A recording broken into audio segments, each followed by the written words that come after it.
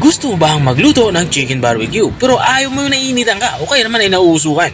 May solusyon tayo dyan. Tara, samahan mo ako dahil magluluto tayo ng chicken barbecue sa kawali. Simulan natin ang ating pagluluto. Mayroon nga tayo dito chicken leg quarter. Ang ginawa ko lang dito ay hinawa ko lang ito ng malalim. Ginagawa natin ito para madaling manuot ang mga pampalasang ilalagay natin. Ang unang ilalagay ko nga itong ating toyo. Mga kalahating cup nga ng toyo ang ilalagay natin dito. Matapos natin ilagay yung toyo, inilalagyan ko na din ito ng oyster sauce. Makakatulong yung oyster sauce para mas maging malinamnam ating lulutuin yung ulam. Naglagay na din ako dito ng calamansi juice. Saka mayroon din tayo dito giniling na bawang, saka black pepper o pamintang durog.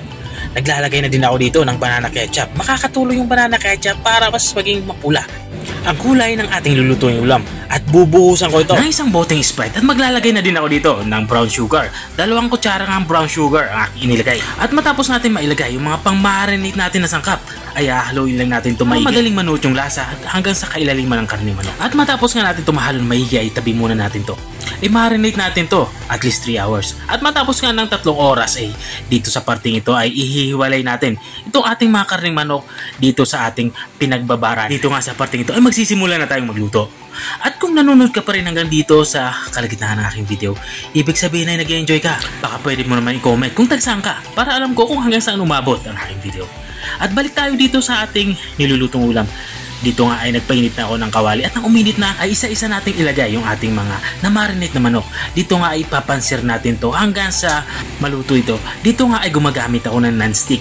Pero kung wala naman kayong non-stick na kawali ay lagyan nyo ito ng mantika bago nyo ilagay yung inyong na-marinate na manok. At dito nga sa parting ito ay binabaliktad ko ito. Ang pagluluto nga ng ganitong ulam ay sagana sa paghahalo o pagbabali-baliktad para hindi masunog. Masusunog kasi ito kung hahayaan nyo lang. At matapos ko nga mabaliktad lahat ng ating nilulutong ulam ay ilalagay ko na yung ating reserve na marinade. Ito yung pinagbabara natin. At matapos kong mailagay yung ating reserve na marinade ay tatakpan natin to hanggang sa kumulo.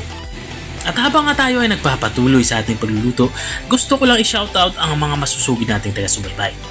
Big shoutout niya kay Sir Jimmy Mateo ng Davao City.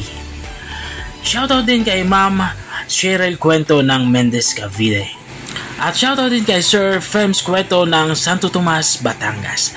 At maraming salamat sa walang sawang panunood at pagsubaybay dito sa aking channel. At balik na tayo dito sa ating nilulutong ulam. Dito nga sa parting ito ay halos naiga na yung sabaw at nagiging mantika na yung ating sabaw.